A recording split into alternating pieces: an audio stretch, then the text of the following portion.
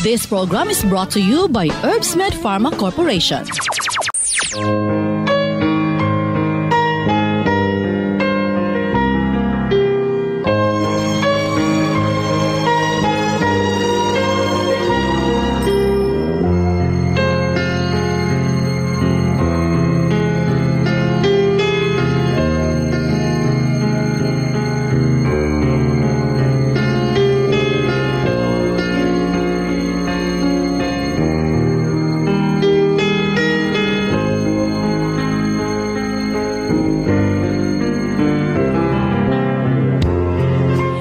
Kumustag maayong adlaw Martes kanatong tanan.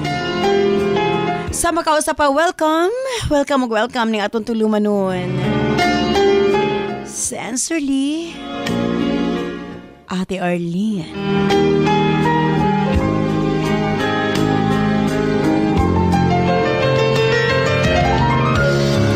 Sige hapon, kita maghahatag og pagtagad. Diato mga suwat kaagi sa kinabuhi. Nga bisan pa man, no gilumutan na sa katuigan nga ng labay, nagpabiling buhi, nagpabiling labas sa panumduman.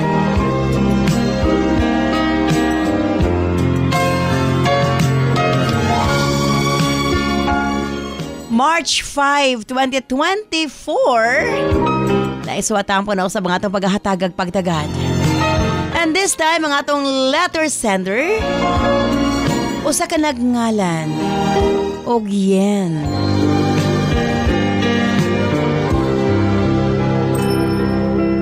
Bueno, stand by Yen alang sa imong suwat. Of course, brought to us by Nance Herbal Capsule. Nance Herbal Capsule ang tinaguriang natural antibiotics. Kini ang manuhot-suhot sa kalawasan aron sa pagpakgang sa mga balatian sa panglawas. Huwag tangon ang bara-bara sa atong mga kaugatan aron nga free nga makadaloy ang mga dugo sa atong tibuok kalawasan. Kay sagad diha magsugod ang mga problema sa bara-bara nga kaugatan. Nance Herbal Capsule ang dako og ikatabang ni Ana. Siyempre pinarisan sa U8 Herbal Food Supplement nga maoy makatabang sa problema sa kidney failure, kidney trouble ug uban pa nga mga balatian nga may kalambigitan sa kidney. U8 and Nance Herbal Capsule ang makatabang aron maundang na ang problema sa sakit, sa kasing-kasing o problema sa kidney ug uban pa. Imnon lang 2 times a day. O syempre, ang atong Cervicare alang sa mga kababaihan. Kung dalaga ka man, minyo ka man o nagmenopause na, kikinahanglan nimo ang Cervicare. Ilabi na no sa mga migamit o mga nagkadaiyang contraceptives. Dili normal ang menstruation nga nagtuo ka nga gilayagan ka lang. Ayaw pasagdi hinuon ipagawas ang tanang hugaw sulod sa matres aron malikayan ang komplikasyon sulod sa atong matres. Uterus, ovary, ilabi na sa mga nagmenopause ug katong wala nay gana kay mister. Again, Cervicare Herbal Food Supplement before bedtime. Og syempre, alang sa atong mga kaigsuunan nga mga kalalakinan sa tanang driver nga nagbiyahe sa tibok Visayas, Mindanao, Luzon gamit sa Megaman Herbal Food Supplement. Gawas nga sobra kini ka-epektibo sa paglambing-lambing kang misis, doon na pa kini proteksyon sa mga kalalakinan nga sobra ka-stress sa trabaho. Ang Megaman tanang problema sa kalalakinan, ilabi na sa prostate o sa mga walay gana kay misis, ang maundang og mapulihan sa kabaskog og kaagresibo. Megaman Herbal Food Supplement, 2 capsules before bedtime. And atang-atangin ninyo ang atong Megaman Coffee. Soon, mapalit na sa mga nagadayang butika.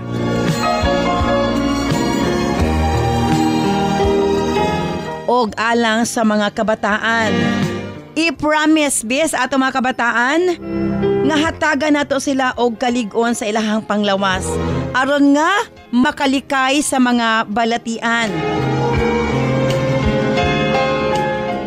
ug sa Remind Choco. Gawas nga ipalig-on ang immune system sa atong mga anak. Mapadali usab ang ilahang pagtubo, no? Makalitan na lang ka, tangkad naman kayo akong anak. And of course, daghan na kayo mga ginikanan, no? Sa mga nakagamit. Sa ako mga close friend, no? Nga mga anak. Sa dihang migamit sa Remind Choco. Matod pa nila, wa nagid sila magproblema og hawd na kailang anak sa klase. So, para sa ato mga kabataan, Remind Choco ang para kanila. Og syempre alang sa atong mga college student, high school, katong kinahanglan nga mo take og exam, Remind Capsule ang para kanila. And ang ato mga lolo, lola, kinahanglan sab sila nga mag-remind aron dili limtanon. Lisod baya, di ba? So Remind imnon duha ka kapsula buntag og gabi or kaha buntag lang duha ka capsules. Ana lang ka simple. And syempre ang atong tawa-tawa kinahanglan gyud adto na poy mo kumbati sa atong lawas pag abot sa mga virus. You remember, tawa-tawa protection kini para sa atong mga kalawasan. Yes, daghan kay nangutana. Syempre ang tawa-tawa ngano kuno nga ang mga dunay dengue dali ra kaayo nga maulian kung magtawa-tawa sila.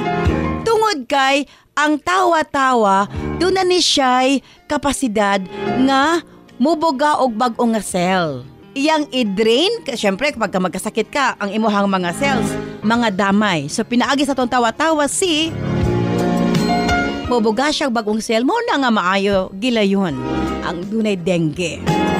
Again, for protection, tawa-tawa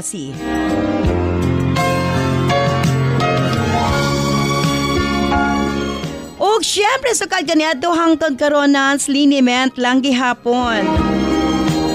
Ang atong tanom sa tibuok kalibutan adunay kapasidad nga moalim sa mga sakit sa kalawasan. Apan gipili ang pinakamaayo, ang pinaka-epektibo, gipurify, giusa ug mao kini ang atong Nance liniment oil. Friendly alang sa atong mga anak, ilabi na sa mga baby ug alang kang lolo, lola, tatay, nanay. Busa sa tanang miyembro sa panimalay. Haplas na gani ang hisgutan Nance liniment oil. Available sa 30 and 60 ml. Og ang paborito sa tanan, Nance Corn Coffee. Parehas na ako, di gid mabuhi og way Nance Corn Coffee. Daghan ang mga benepisyo, maka-lower sa risk sa colon cancer, daghan usab kini og vitamins and minerals.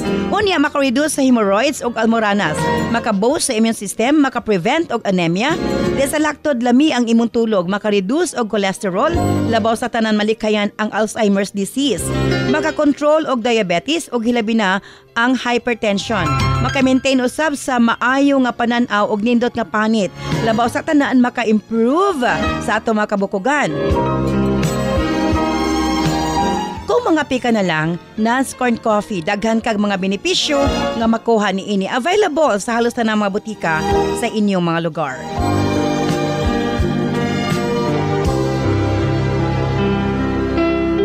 Nance Eye Drops, of course, atong panglimpyo sa atong mga mata aron malikayan ang mabalatian sa mga cataracts ug uban pa. Nance Eye Drops ang gamita. Available sa mga butika. And syempre, ang atong Alena set. Dili na kinahanglan nga gastuhan nimog mahal ang imong pamanit, ang atong dagway aron maangkon ang hamis ug puti pino nga panagway. Alena ang tubag ni ana. Available sa mga butika. Remember, di ta mo gamit og maisog nga chemical kay magmahay tas kaulahian. Sa Alena, way chemical, maangkon ang hamis, pino ug puti nga pamanit. Kanunay gid ta nga nag-research unsay pinaka-best nga makahaom sa panit sa atong mga users sa Alena. O syempre sa mga kababaihan, Nance Aroma Soap, alang sa atong private parts, Nance Vaginal Soap. Nindot sa mga babae nga hilabi na, ug o daghan mga skin allergies. Ilabi na sa mga katol-katol sa private parts. Nance Aroma Soap, ipangutana sa mga butika.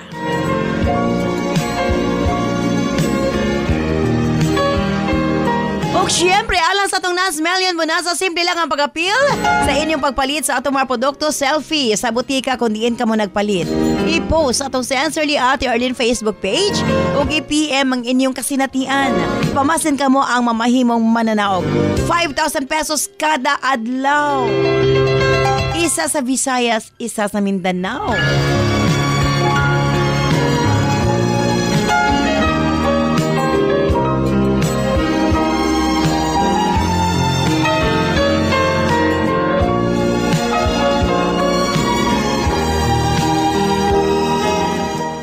Stand by, alang sa suwatang pang atong paghatagag pagtagad. Ang atong letter sender sa kanang ngalan o yen. Stand by yen, alang sa masuwat. Dini siyempre sa atong tulumanon. Sensorly, Ate Arlene.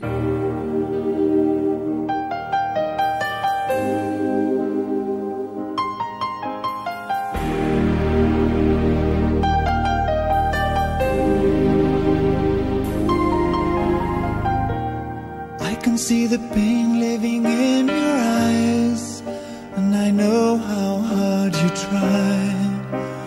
You deserve to have so much more.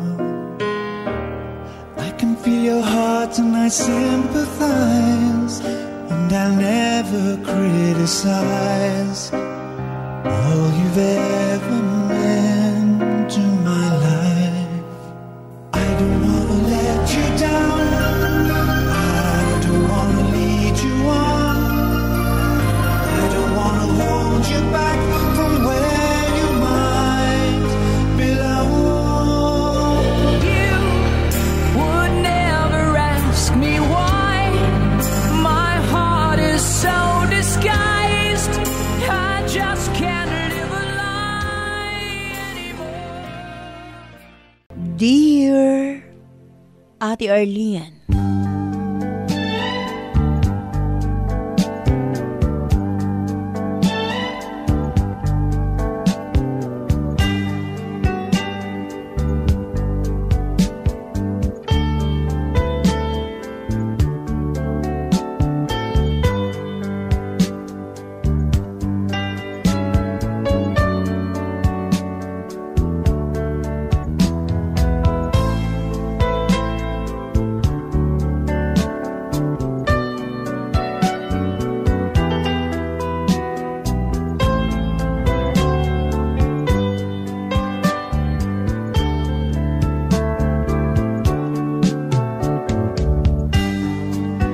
Palihog lang ko sa pagtago sa akong pangalang Yen.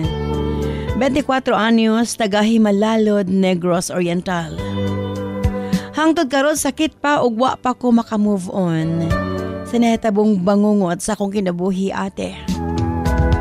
Nagtuo ko nga ang susamang panghitabo sa telebisyon o social media ra nako makita.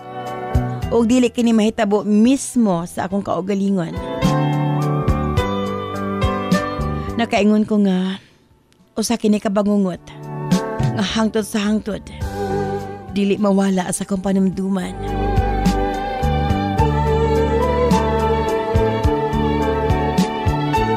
Nagsugod ang tanan sa diha nakabaton kog karelasyon. Itago ta lang sa pangalang Jumark. Dili ra layo ang among edad, ate. 23 siya, samtang ako 21 anyos. Nakita na ko nga kugihan ug buutan si Jumark, ate. Wa nagmatter ka nako kung naaba siya stable nga trabaho o kaha arangan ba iyang kahimtang. Nasagad by preference sa ubang mga babae. Simple lang akong gipanganday nga mamahimong kapika sa kinabuhi. Og nakita na ako kinikang Jumark, ate. Kay bisan tuod wa siya'y natapos ug kabos ra sila susama pud namo. Apan ko gihan, mapalanggaon, ug responsable siya nga pagkatao, ate. Ug nasayod ko. Buhaton niya ang tanan para dili lang ko magutman, ate.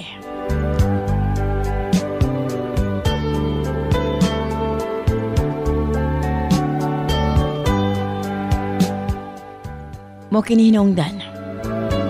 Nga wagid ko nagduha-duha sa dihang gipangayo niya nga mag-live-in me. Nakipuyo mi una sa iyahang ginikanan. Kay lagi, wa pa man mi kaugalingong Pinoyanan.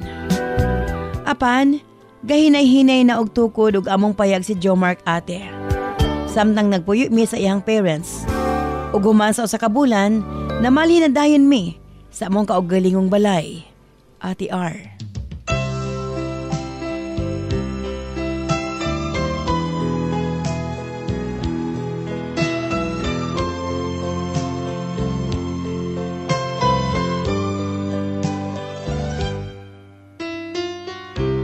Naningkamot gyud si Jomark nga makakaugalingon mi ate. Para malikayan ang misunderstanding tali kanamo og sa iyang pamilya. Basin ko noon niya, moabot ang panahon nga mabuy-buyan kami ate. Ug makadungog og sakit nga mga istorya. Pagkasayod nako dili man pod ingon niya na ang batahasan sa iyang ginikanan. Apan gusto lang gyud ni Jomark nga maglain mi ate. Para pod kuno nga makakatwon mi sa paghandle sa among kaugalingong pamilya. Ug malikayan nga manghasol mi sa iyang ginikanan. Tuod man. Natuman gid kini ate. Payag man ang among balay apan amo kining gipasigarbo. Kay bunga kini sa pagpaningkamot ug pagpursige sa kong bana. Dili pa man mikasal apan alang kanako magtiayon na kami ate. Sa ginaingon na nako sa unahan, kugihan si Jomark. Naningkamot siya bisan unsa nga trabaho. Para lang mahatag kanako ang among pang-adlaw-adlaw nga mga panginahanglanon.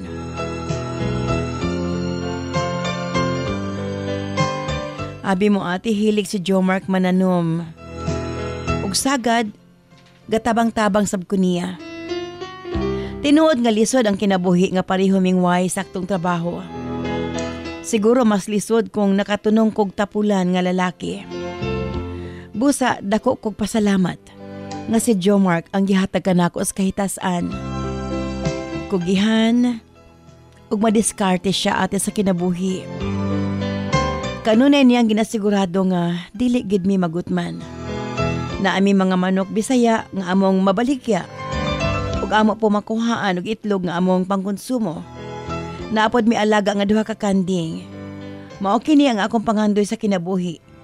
Simple, apan malipayon, Ate R.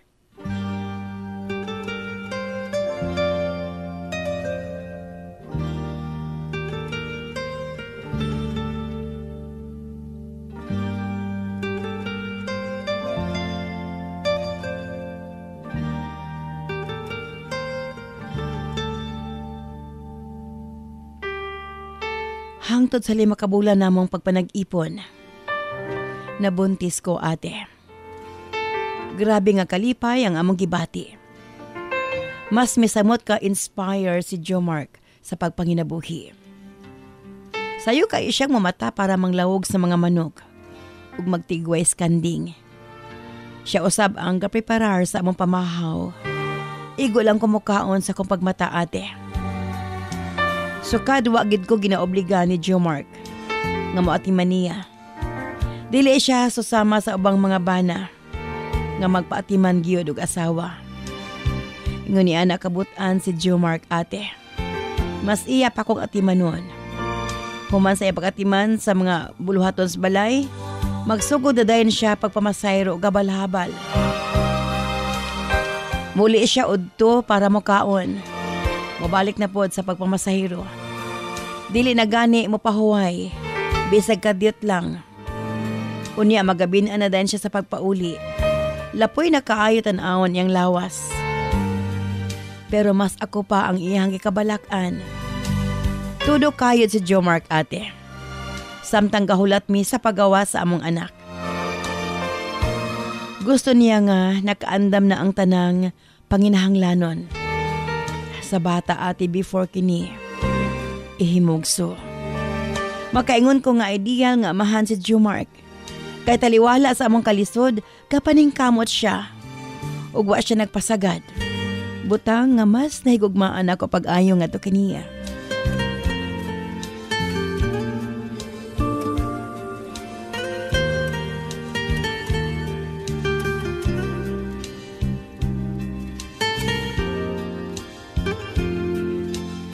Hangtod miabot ang adlaw nga among gipaabot ate. Ang pagkahimugso sa among kamagwangang anak. Super blessed mi kaayo sa pag-abot sa among anak. Dili matugkad ang among kalipay ni Jomark ate. Unsa man niya kakapoy, gamatag gihapon siya mataghilak sa bata. Para ilisan og diaper. Ug tabangan ko niya sa pagpadidi ni ini. Matag uli sa kumbana, makapahiyom kini kanunay og nakita nako. Ang dili ma-explain nga kalipay sa iyang mata. Matag karga niya sa among anak. Malipayan kayo siya ate. Nakaingon ko nga tinuod gidi ay. Nga bisan pobre, pwede gihapong magpuyo. Nga hamugaway. Maayo ang dagan sa among kinabuhi ate. Malipayon o malinaw ng among pamuyo ni Jomark. Hangtod sa kaadlaw. Nagkabikil sila sa among silingan. 59 years old na kini ate. Kanunay siyang mamikil kanamo. Kalit siyang nasuko sa kumbana. Sa tinuod lang buutan kaayo si Jomark nga to kaniya. Gani giisip niya kini nga iyang amahan. Ginarespeto na mo siya. Ug maayo nga among pagtagad nga to kaniya. Busa ati nakurat na lamang mi. Nga nasuko siya nga rika namo. Pariho ming nagtukod sa dili namo iyuta. Pero mas nauna siya sa amo ate. Kay siya man ang dati nga gisaligan sa tag-iya. Nga mag-manage sa iyang pananom. Apan dugay na siya gipapahawa ate kay lagi. Dili siya muhatag ug bahin sa abot. Apan nagmagahi kini ug dili gid mohawa. Musukol siya sa tag-iya ate. Ug apil kami iyahang gikalagutan. Nga silingan ra manon ta mi ug wa mi gihimo kaniya. Basta para kanamo nagpasalamat mi. Kagitugtan mi sa tag-iya nga motukod og payag, makabuhi og kahayop ug makatanam-tanom ginagmay. Wa mi masayod ate. Nga doon na dali siya kasuko nga kanamo. Kay nagduda siya. Nga amo siyang pulihan. Ate R.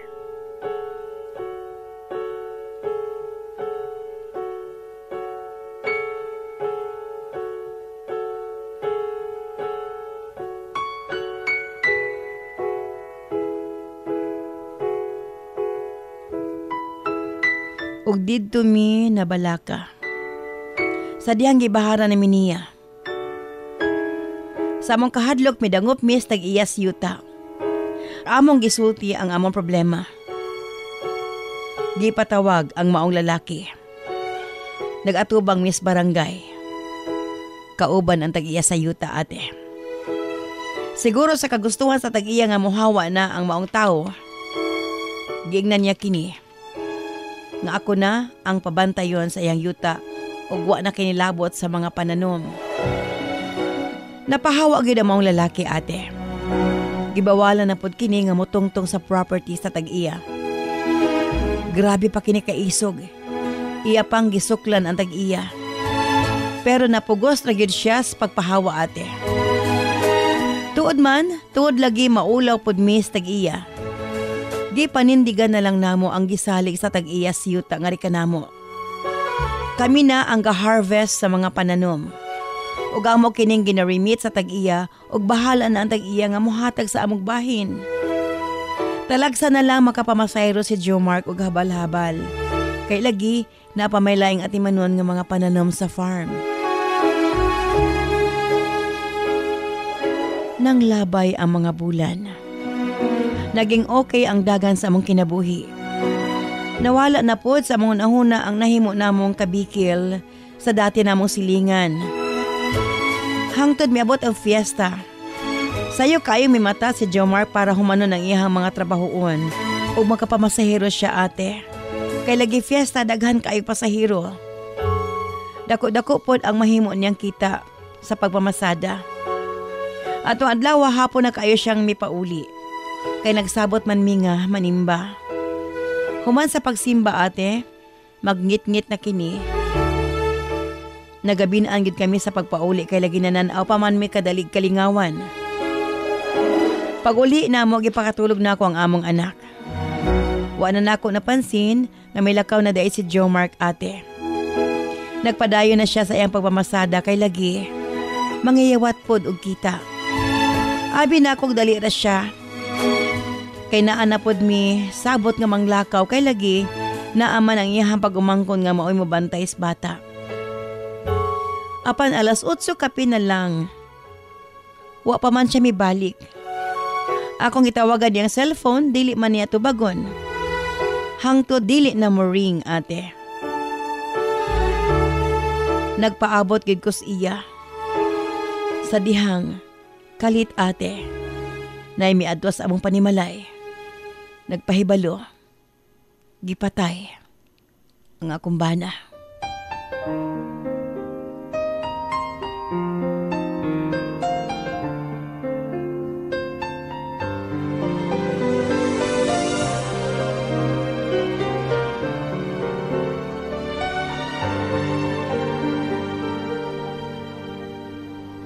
Dugay gid kong nakalihok ate. Nasya kaayo ko sa akong nadunggan. Abi ko og nagdamgor ako ate. Wa ko kasabot sa akong gibati. Basta midagan na lang ko padulong sa lugar nga nahitabuan. Igo lang ko naabot ate. Pakarga na siya sa ambulansya. Pag-abot sa hospital, gideklara sa doktor nga dead on arrival na si Joe Mark. Wa ko makasabot sa kong gibati ate. Grabe na kong syagit. Nakabuutan sa kumbana nga nang siya pa. Labon daghang buang o mga daotang tao sa among lugar. Nganong siya pa man. Dili na ako madawat ang nahitabo kaniya ate. Sa iyang pagkawala murag mihunong usab ang akong kalibutan. Daghan kay mig plano para sa mong anak.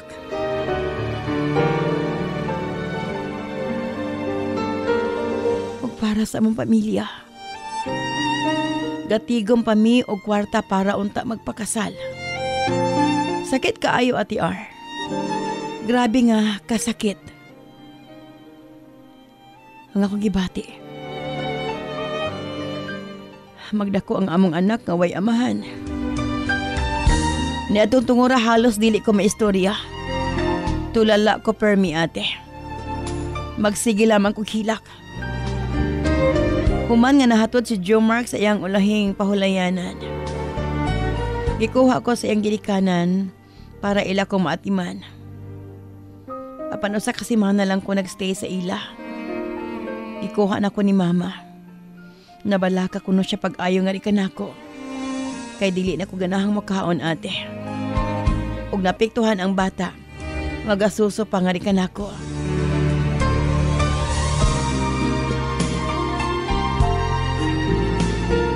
Kipaniguro ni mama nga sila ang moatiman kanako og sa bata.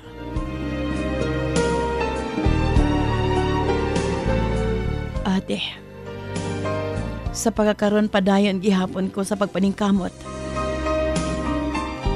Nga makarecover sa maong panghitabo.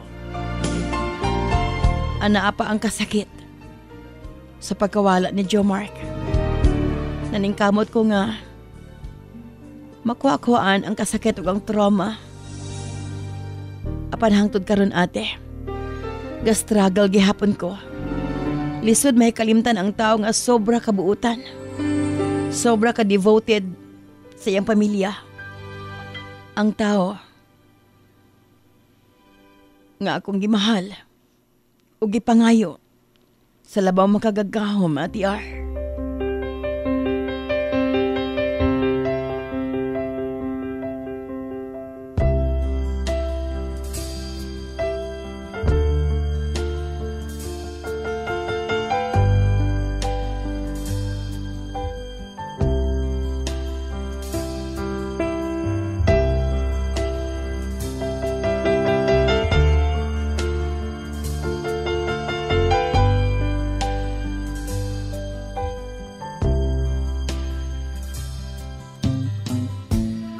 sa pagkakaroon ate. Kanunay ko gipangaliya. Nga unta, makasugod na ko ug bag-ong kinabuhi. Dini na lamang ko kutob. Salamat sa iyong paghatag ug pagtagad. Sincerely yours, Yin.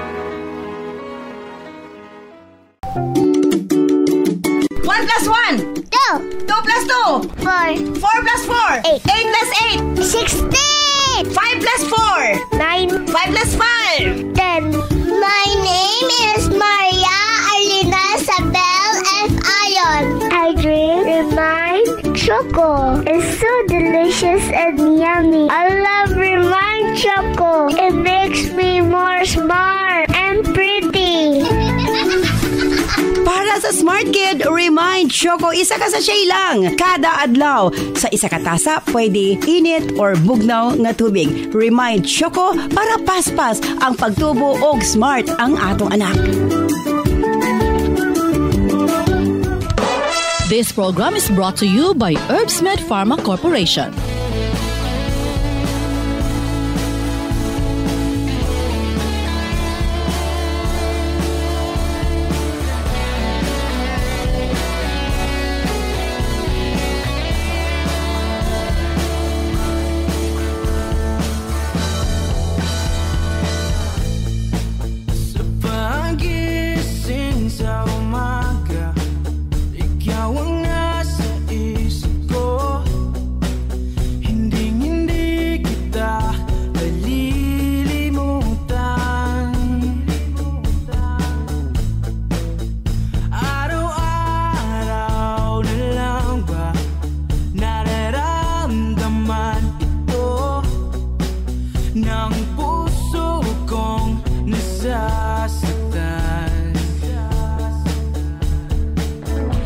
Salamat kanimo Yen sa imo papadangat imo suwatan pa ning atong tulumanon sa Sensorly Ate Arlene.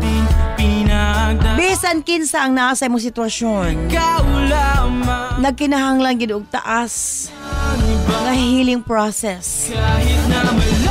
Okay, diri una kita sa mga text messages sa to 0917-159-5812. Asban ako 0917-159-5812.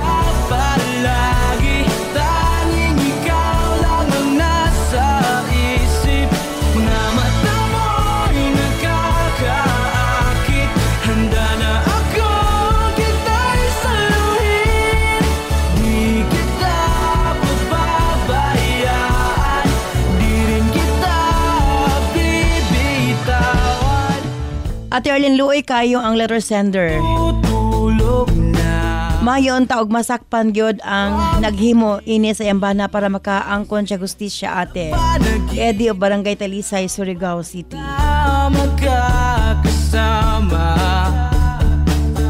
Ate, para sa Lord Sender, kinahanglan siyang mag-move on. Kaya doon na siya'y anak na kinahanglan niya, Marie of Imelda, Zamboanga, Sibugay.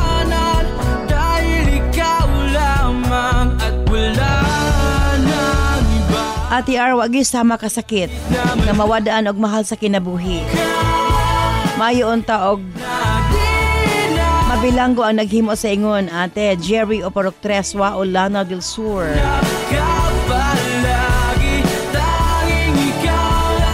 Ate R, tinuod gud nang ang mga buotan mo'y sayo kuhaon. Sayang kayo yung kapikas, ate, sayo kang gikuha. Eva of San Isidro, Davao del Norte. Di kita pababayaan, di rin kita bibit. Ate R, ang ako lang masulti sa Lord Sender. Iampo niya sa labaw makagagahom na maging okay na si Joe Mark kung asa man siya karon, ate. Rita of Alani, Blantapan, Bukidnon.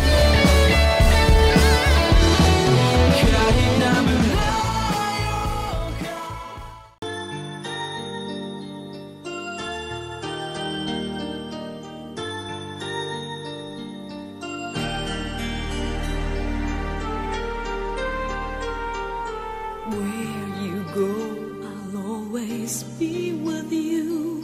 Love you so much, I'll never let you go. This feeling so new, it's like a dream come true. This love that I feel, I'll share with you. Love me so much. Again, thank you very much. Yan, sa imo papadangat imo suwatan pa ning atong tulumanon sa si Answer li Ate Arlene. Tinuod lisod og dili lalin. Nga kalit lang mawala kanimo ang tao. Nga pinaka-importante sa imong kinabuhi ang amahan sa imong anak. Sakto ka. Nganong ang imo pamang kapikas nga si Joe Mark. Sa kadaghang tao, nga wa na ganahe sa ilang kinabuhi nganong si Joe Mark pa man. Nga dako pa kayo pangandoy para sa iyong pamilya. Labo ng uban, nanaan na lang sa kanto, nagpaabot talaga kano sa kuhaon. Muna ginaingon ba nga di gyud matagan ang mga panghitabo sa unahan.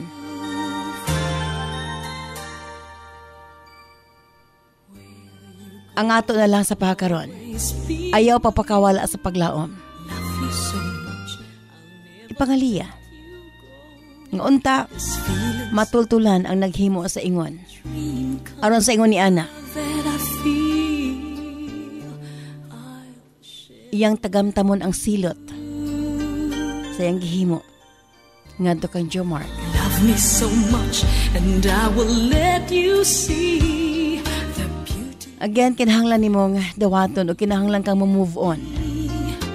Tungod og alang sa imong anak nga mas na kinahanglan kanimo. Kinahanglan nimong dublihon ang imuhang pagpaningkamot para sa imong kaugalingon para mahatag nimo ang pag-atiman ngadto sa imong anak.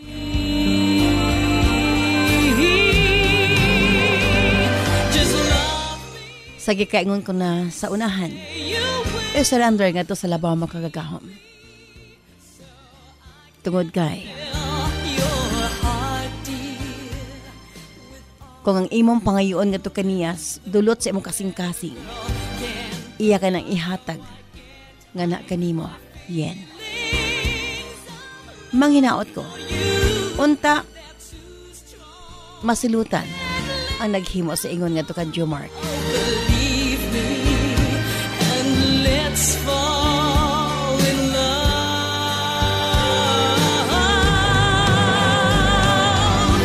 Salamat sa imong papadangat imong suwatang pa ning atong tulumanon. Ug manghinaot ko nga unta. Mabot ang panahon, kaya na nimo. Ug totally maka-move on ka na sa mga panghitabo. Kini si Ate Arlene ayon mo na salamat.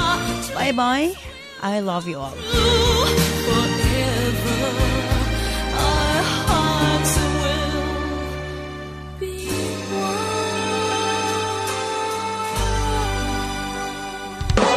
This program is brought to you by Herbsmed Pharma Corporation.